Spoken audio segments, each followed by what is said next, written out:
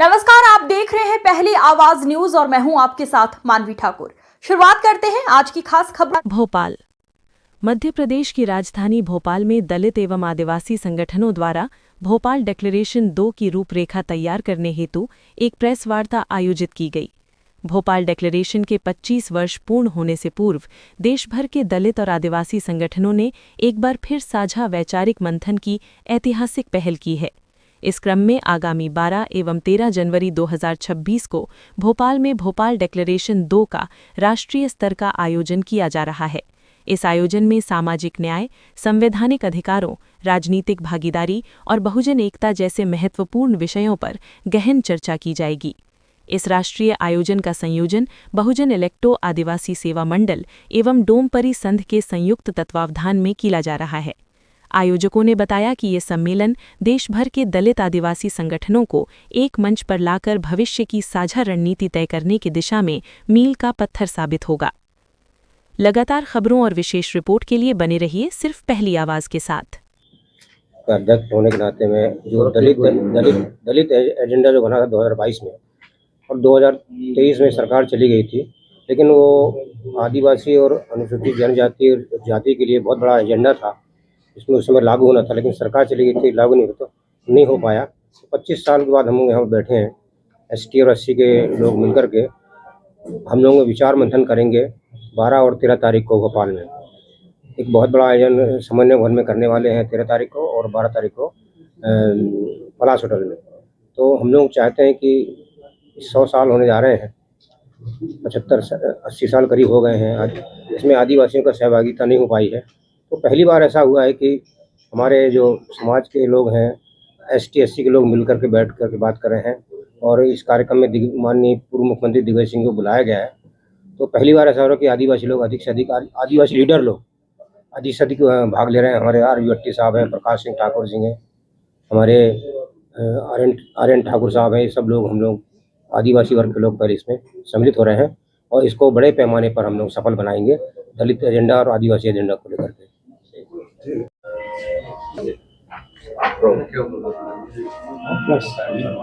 जय जोहार, जय बिरसा।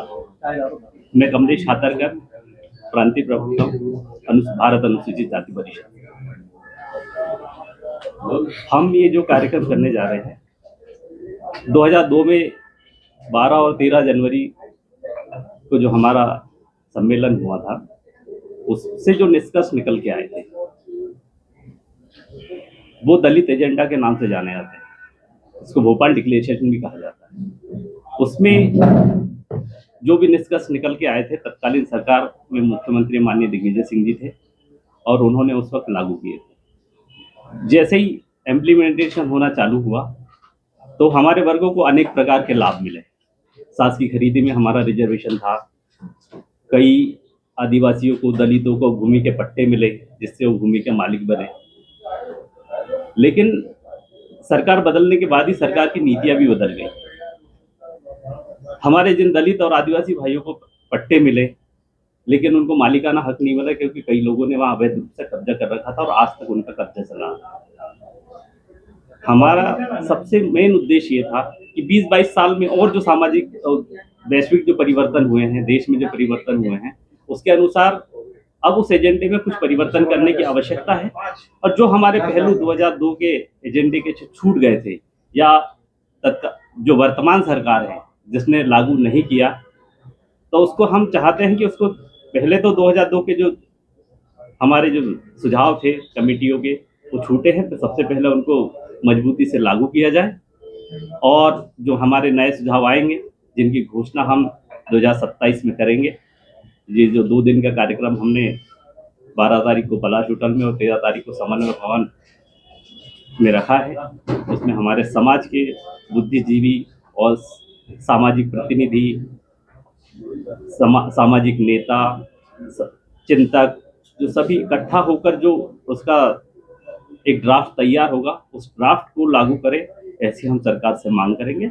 और ये प्रत्येक सरकार जानती है कि सरकार दलित और आदिवासी जिस तरफ झुकता है, सरकार उसी की बनती है। सर, बात करें डिक्लेरेशन 2 पर जो आप बात कर रहा है, क्या आदिवासी संगठित है या भी या नहीं? क्योंकि इतने सारे संगठन हैं ये विघटन का कारण भी है। देखिए, कोई गाड़ी अगर रुकी हुई है ना, तो जितने हाथ धक्का लगाएंगे ना उतनी तेजी से आगे बढ़ेगी। और हम सारे संगठन एक होकर ही तो डिक्लेरेशन तैयार कर रहे हैं। हम अपनी मांगों को सबकी सहमति से तो रख रहे हैं। भाई हम सबकी सहमति मांग रहे हैं। देखिए, जैसे परिवार में हर सदस्य के विचार अलग होते हैं, ऐसे हमारे समाजों में भी हमारे अलग अलग संगठनों के अलग अलग विचार हैं, लेकिन सबका अंततः उद्देश्य तो एक ही है ना, कि समाज का भला करना। सर, संगठन में काफी पदाधिकारी हैं, काफी संगठन है, मगर मध्य प्रदेश में पेशाब कांड की बात करें या फिर दलितों को घोड़ी पे चढ़ने से रोकें, क्या आप रोक पा रहे हैं? संगठन इतने बड़े बड़े संगठनों के इतने बड़े पदाधिकारी होके आज तक दलितों पर अत्याचार नहीं रोक पाए। मेरा तो आपसे सिर्फ इतना सा जवाब है आपकी बात का, कि रोकना सरकारों का काम है, संगठनों का नहीं। और जब जब ऐसी कोई घटनाएं समाज में सामने आती है तो हमारे समाज के लोग भरपूर विरोध करते हैं, सड़कों पर उतरते हैं, उनके बीच में जाते हैं, लेकिन अंततः जो भी आरोपी है उनको दंडित करने का अधिकार सरकार के पास है। अगर हमारे पास होता तो हम उसे फांसी पे लटका देते। बात करें तो कहीं ना कहीं दलित और पिछड़े एरिया में जहाँ पर जाएंगे सबसे ज्यादा नक्सलवादी नहीं देखने को मिलता है। नक्सलवाद के पीछे कहीं ना कहीं कारण सरकार की नीतियां है। हमारे जो आदिवासी भाई है वो हमारे बीच के, हमारे समाज के लोग हैं, लेकिन वो विद्रोही क्यों है? क्योंकि उनसे जो उनके मूल अधिकार छीने जा रहे हैं, जंगलों की जमीनें छीन के उद्योगपतियों को दी जा रही है। क्योंकि हमारे आदिवासी भाइयों का कल्चर है, वो जंगल और जल को भगवान की तरह पूजते हैं। अगर आपके भगवान आपके आराध्य के ऊपर अगर कोई चोट करता है या उन्हें अवैध, उस पर सरकार को ध्यान देना चाहिए। सरकार ध्यान दे, और जो जिन कारणों से ये नक्सलवाद या इस तरह की घटनाएं पनप रही है, उपज रही है, उसके कारणों को अगर सरकार खत्म करने का काम करेगी, नक्सलवाद अपने आप खत्म हो जाएगा। तो अगर सरकार जमीनें छीनती है तो नक्सलवाद उत्पन्न होता है, तो वो अपना न्याय स्वयं कर रहा है। तो जब दलितों का अत्याचार हो रहा है तो फिर वो सरकार से गुहार क्यों लगा रहा है? दोनों ही बात आपकी। नहीं, हमारी बात तो ये है ना कि सरकार को जिस क्षेत्र में, चाहे वो दलितों पर हो या आदिवासियों पर अत्याचार हो रहे हो, उसके जो कारण है, कारणों का निवारण करना चाहिए और हमारे लोगों को पर्याप्त प्रतिनिधित्व मिलना चाहिए। एक्चुअल में सरकार, जो राजनीतिक दल जो हमारे लोगों का उपयोग कर रही है, वो प्रतिनिधि के तौर पे ना करके, देखिए रिजर्वेशन का एक दुष्परिणाम हमें ऐसा लगता है ये भी सामने आ रहा है कि हमारे लोगों को प्रतिनिधित्व दिया गया था, वो उसे अपने सरकार समझने लगे, वो उसे शासक समझने लगे। तो ये जब तक हमारे सांसदों और विधायकों में ये मंशा नहीं जागृत होगी कि ये हमें जिम्मेदारी है कि हमारे समाज का प्रतिनिधि बन के हम लोकसभा या विधानसभा में खड़े हैं, तो उनके अधिकारों की आवाज उठाना, तो वो राजनीतिक दलों के इशारे पर काम कर रहे हैं, उनके गुलाम बनकर काम कर रहे हैं। सरकार द्वारा कई पंचायतों में, कई विधानसभाओं में भी ST/SC को जगह दी गई है ताकि वह चुनाव लड़के उस पद पे कार्यरत। जैसे कि हमारे कई पंचायतों में देखने में आता है जहां ST/SC या फिर दलित समाज के व्यक्ति चुनने के बाद भी वो मजदूरी कर रहा है। अगर उसको इतनी बड़ी पद मिल रखा है और उस पद का ही सम्मान नहीं रख के वो मजदूरी कर रहा है, तो फिर क्या उस पद की गरिमा? उसका कारण ये है ना कि क्या है, ग्रामीण क्षेत्रों में आज भी स्थितियां हमारे लोगों की स्थितियां बहुत बेहतर नहीं है। उनके लिए शिक्षा की व्यवस्थाएं नहीं है। आप देख लीजिए, मध्य प्रदेश सरकार, अभी 2 दिन पहले की खबर, 32,000 स्कूल बंद हो गए भारतीय जनता पार्टी की सरकार में। वो उन स्कूलों में किसके बच्चे पढ़ते थे? हमारे बच्चे, जिन लोगों के पास जमींदार है, जिनके पास पैसा है, साधन संसाधन है, उनके बच्चे सरकारी स्कूलों में थोड़ी पढ़ते हैं।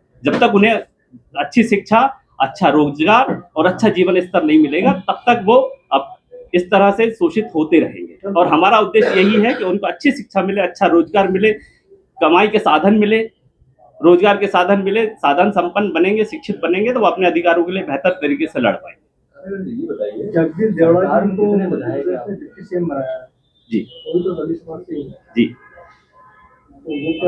वो आपके साथ है? नहीं, वो एक्चुअल में भारतीय जनता पार्टी या एक विशेष विचारधारा के गुलाम है, न कि वो समाज के प्रतिनिधि है। हम समाज से प्रतिनिधि पैदा करना चाहते हैं, न कि किसी विशेष विचारधारा के गुलाम।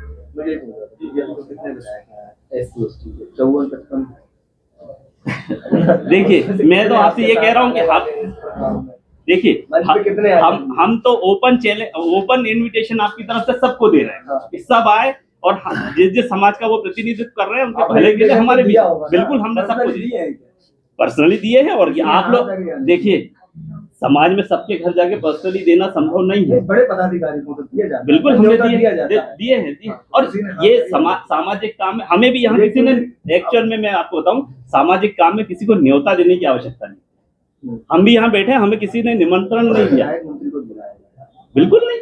वो देखिए, सामाजिक काम में सामाजिक जिम्मेदारी सबकी होती है। सिंह जी को बुलाया तो होगा, वो तो नहीं आ रहा। बिल्कुल नहीं, वो इसलिए बुलाया कि 2002 का जो उन्होंने एजेंडा लागू किया था तो वो हमारे शुभचिंतक है, हमें ऐसा लगता है, और उनके अनुभव का हमें लाभ मिलना चाहिए, इसलिए हमने उन्हें बुलाया। अभी तक कल का वोट जा रहा है। वो कहीं ना कहीं जनप्रतिनिधि है। जी नहीं लगता कि भविष्य में जो आपके जो संगठन है वहां से अगर उनको वो पद मिलेगा तो वो भी वही कार्य करेंगे। दलितों की बात करने वाले ही दलितों का शोषण कर रहे हैं, तो दलित कहाँ जाए?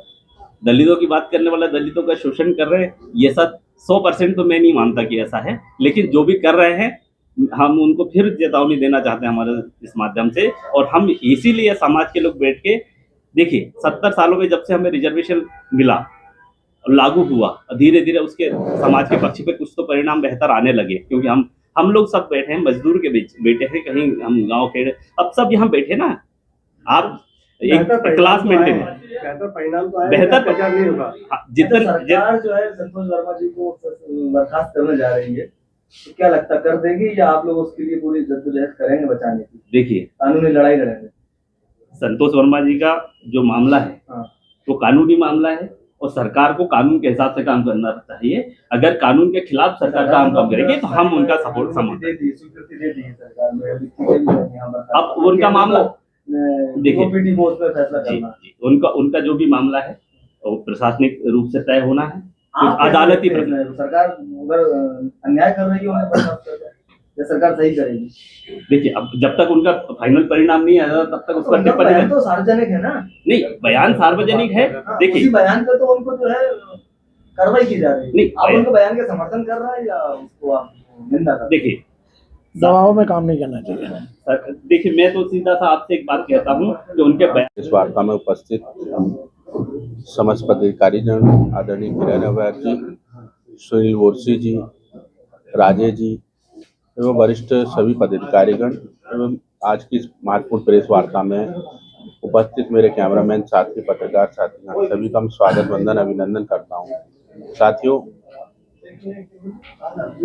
जिस तरह से आप सब जानते हैं कि DV सिंह जी की सरकार में हम दलित एजेंडा जो लेकर आए थे, भोपाल डिक्लेरेशन के 25 वर्ष पूर्ण होने के पहले हम पुनः वर्तमान में फिर उन परिस्थितियों पर विचार विमर्श करने के लिए एकत्रित होने के लिए जा रहे हैं। इस संबंध में देश के महत्वपूर्ण बुद्धिजीवी जो अधिकारी हैं, समाजों से बिलोंग करते हैं, जो सामाजिक चिंतन और मंथन की दिशा में योजनाएं तैयार करते हैं, इस दिशा में हम 12 तारीख को होटल पलास में एक साझा विरासत के तौर पर इस विषय में महत्वपूर्ण मंथन करने जा रहे हैं कि कैसे वर्तमान समय की जो चुनौतियां हैं, किस तरीके से आज दलित आदिवासियों के हकमारी की जा रही है समाज में, एक ऐसा फिर से वो मसौदा तैयार किया जाए जिससे कि हमारे जो दलित आदिवासी भाई हैं, अनुसूचित जाति वर्ग के लोग हैं, उनके हक अधिकारों को पुनः सुनिश्चित किया जाए और एक लंबी लड़ाई के रूप में एक ऐसा दस्तावेज तैयार किया जाए जिससे कि वर्तमान की जो स्थिति है उनमें हम सुधार लेकर आए।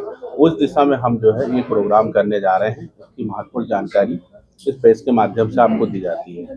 दलितों पर लगातार देखा जा रहा है कि प्रदेश के अंदर अत्याचार बहुत बढ़ते जा रहा है, कहीं पर भी देख लीजिए आप, लगातार घटना दलितों पर ही हो रही है। निश्चित तौर पर ये आप सब जानते हैं कि बहुत हुई बार, अब की बार फलाने की सरकार, किस तरीके से नारे गढ़े गए, लेकिन हम देखेंगे कि देश में जिस तरीके से आज दलित आदिवासियों का दमन हो रहा है इस सरकार में, केंद्र की सरकार हो या मध्य प्रदेश में या मोहन यादव की सरकार हो, लगातार ये दलित आदिवासियों का गला घोटने का काम कर रही है। मोहन यादव जी लगातार बड़ी बड़ी बातें कर रहे हैं, लेकिन आज देख रहे हैं ये वर्तमान में सबक लेना ही नहीं चाहते हैं। इनकी सरकारों में अगर हम जिम्मेदारी और नैतिकता की बात करते हैं तो ये बांग्लादेश की बात करते हैं, लेकिन मध्य प्रदेश में जिस तरीके से दलित आदिवासियों को मारा जा रहा है, ये क्या इस देश के मूल निवासी नहीं है? क्या इनके हक अधिकार सुनिश्चित नहीं होना चाहिए? क्या इन्हें अच्छा जनजीवन सुरक्षित नहीं मिलना चाहिए? ये क्या एक देश के नागरिक नहीं है? इनकी सुरक्षा ना करके सरकार पाकिस्तान और अमेरिका और जाने कहाँ की बातें करके, बांग्लादेश की बातें करके असल मुद्दों से हमेशा मुँह चुराती है। सर, आपकी वैचारिक राय में उत्थान के लिए उस पर विचार विमर्श करेंगे और ये कार्यक्रम दिग्विजय सिंह जी के मुख्य आतिथ्य में होने वाला है। तो इसमें महिलाओं के लिए मुझे ड्राफ्टिंग कमेटी में रखा गया है। धन्यवाद। भोपाल डिक्लेरेशन 2 जो कार्यक्रम जारी है। आप देखते रहिए पहली आवाज न्यूज।